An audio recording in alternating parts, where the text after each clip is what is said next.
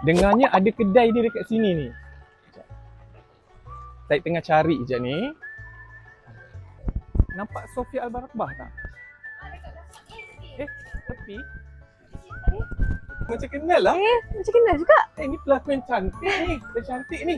Jual kelapa kan ni? Ya, Sofia jual kelapa pandan. Oh, kita alang-alang kita sampai memang nak cari Sofia pun. So kita nak masuk dalam boleh? Okey, jom masuk. Tengok dia belah kelapa mana ni? Yes, boleh. Kapak mana kapak? Nama brand kelapa ni senang je. Kelapa. K-L-A-P-A. Sebab Sofia tak suka sangat minuman manis yang ada added sugar. So kelapa ni is a natural form of isotonic drink juga. So sangat bagus untuk kita. That's why I love kelapa. Diimport daripada mana ni? Ni daripada Thailand. Thailand. Oh, so mesti ada specialnya lah. Special, and yang lagi special, okay, of course lah yang peminat kelapa pandan original akan minum yang original punya. Tapi yang ni untuk orang yang ada sweet tooth sikit. So Sofia ada cloud, matcha cloud dengan peach cloud. Okay, so saya nak minum ni.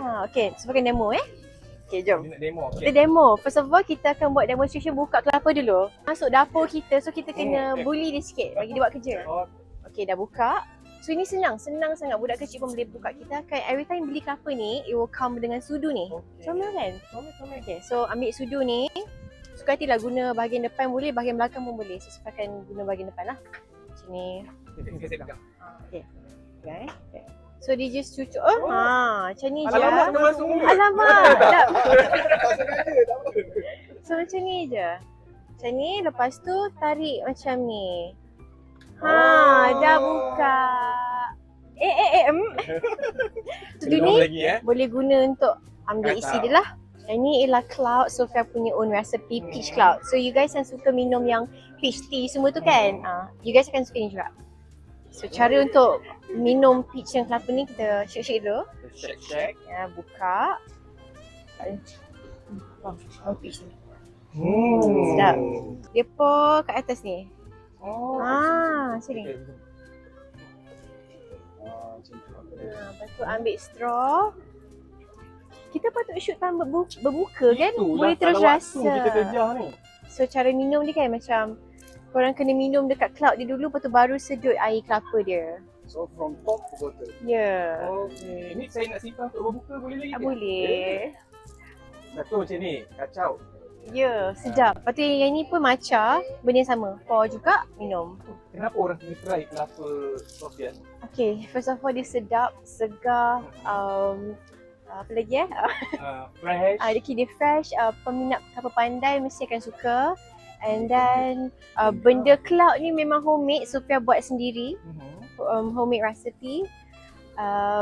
And then there's no added sugar, tak ada added ice, memang pure kelapa macam ni. Ni bisnes ni sendiri atau keluarga? Sofia dengan my sisters. Dengan mama, my younger sister, dia ada buat banana cake. Okay, sini mana banana cake pula? Ni, nampak tak? Comel kan? Ni Sofia tak buat, ni adik Sofia buat, dia buat sendiri. Nama dia Nyanya. So, Banyanya cake. Ni tapi ni kucing Sofia lah. Okay, kelapa original, kelapa pandai ni RM8. Kalau dengan cloud ni RM12. Untuk dua-dua flavour. Tak perlu taruh gula, tak perlu apa. Tak payah. Hai semua, jom ramai-ramai datang dekat booth Sofia untuk try kelapa pandan dekat Stadium Merdeka Menara 118. So, bazar ni sampai 18 Mac. See you guys. Okay, so. Okay, I got one customer for you. Wow, yay, love. Tengok, pandai dia menjual. Okay, you're hired. Macam. It's a one original coconut, one banana cake. Muka. Staff baru. Betul.